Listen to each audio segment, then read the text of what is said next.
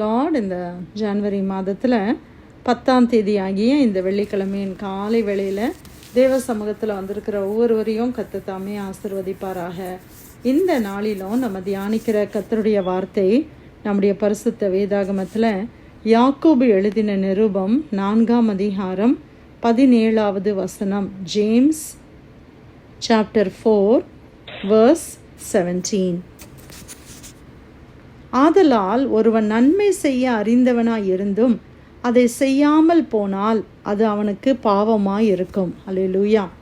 கர்த்தருடைய வார்த்தைக்காக இந்த காலை வேளையில் நம்ம தேவனை ஸ்தோத்திரிக்கலாமா? ஒருவன் நன்மை செய்ய அறிந்தவனாய் இருந்தும் அதை அவன் செய்யாமல் போனால் அது அவனுக்கு பாவமாய் இருக்கும். ஆமேன். ஒருத்தருக்கு நன்மை செய்ய நமக்கு அறிவு இருந்தும் இது நன்மை என்று நமக்கு தெரிந்திருந்தும் அதை நாம் செய்யாமல் போனால் கூட ஆண்டவருடைய வார்த்தை சொல்லுகிறது அது நமக்கு பாவம். சில நேரத்தில் நம்ம பாவம்னா என்ன நினைக்கிறோம்?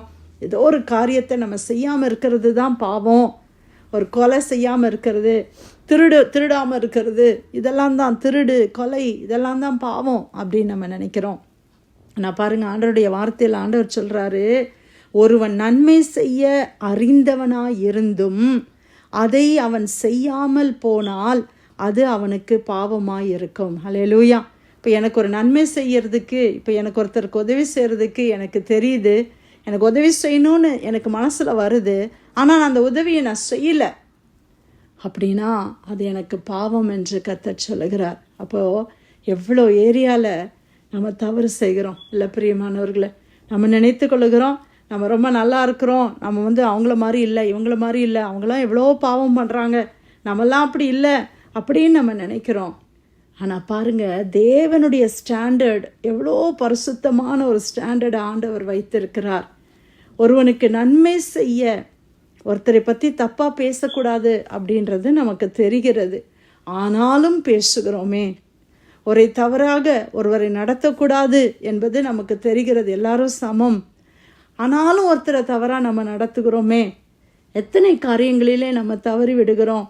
ஒருவன் நன்மை செய்ய அறிந்தவனாய் இருந்தோம் அதை செய்யாமல் போனால் அது அவனுக்கு பாவமாக இருக்கும். அப்போ நம்முடைய பாவங்களுக்காக ஆண்டவர் எவ்வளோ மன்னிப்பை கொடுத்துருக்கிறார்ல. இதெல்லாம் கூட நம்ம பாவம்னு தெரியாமல் எத்தனையோ நாட்கள் நம்ம செய்திருக்கிறோம். ஆனால் இன்றைக்கு நமக்கு கர்த்தர் இந்த வெளிப்பாட்டை கொடுத்திருக்கிறார். இன்னைக்கு ஆண்டவர் நமக்கு இந்த சத்தியத்தை அறிந்து கொள்ள, ஒருவேளை இந்த வசனம், இப்படி ஒரு வசனம் பைபிளில் இருக்குது அப்படின்னு கூட தெரியாமையே நம்ம காரியங்களை செய்திருக்கலாம். ஆனால் இன்றைக்கி இதை கேட்கிற நாம் ஒன்றை அறிந்து கொள்ள வேண்டும். உங்களுக்கு நன்மை செய்ய நீங்கள் அறிந்தவர்களாக இருந்தால், திராணி கூட போடலை, நன்மை செய்ய அறிந்தவனாக இருந்தும் ஒரு காரியம் நன்மைன்னு உங்களுக்கு தெரியுது, அதை நீங்கள் செய்யலை, அது நமக்கு பாவம் என்று ஆண்டவர் சொல்லுகிறார். ஹல்லேலூயா. இந்த யாக்கோபு 4ஆம் அதிகாரத்தில் அநேக சத்தியங்களை ஆண்டவர் பேசுகிறத நம்ம பார்க்குறோம். இதில் ஒரு காரியத்தை பாருங்களேன், 13ஆம் வசனம்.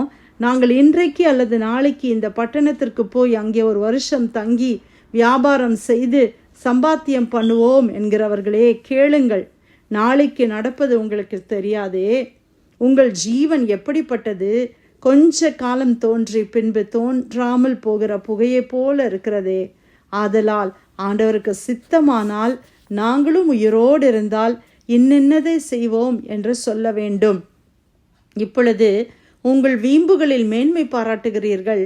இப்படிப்பட்ட மேன்மை பாராட்டல் யாவும் பொல்லாங்காய் இருக்கிறது.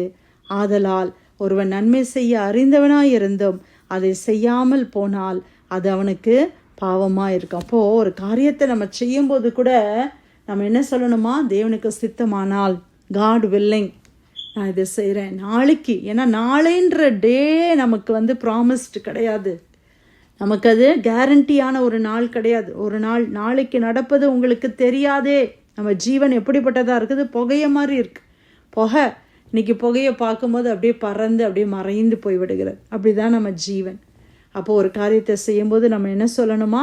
ஆண்டவருக்கு சித்தமானால் நாங்களும் உயிரோடு இருந்தால் இன்னதை செய்வோம் அப்படின்னு நம்ம சொல்ல வேண்டும். அப்படி ஆண்டவர் சொல்கிறாரு, உங்கள் வீம்புகளில் மேன்மை பாராட்டுகிறீர்கள்.